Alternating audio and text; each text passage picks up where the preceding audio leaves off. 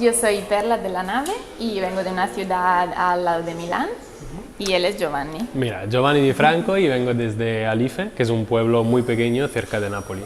Ya hemos empezado a hacer las primeras cirugías, las primeras cosas más difíciles para nosotros, lo que eran difíciles.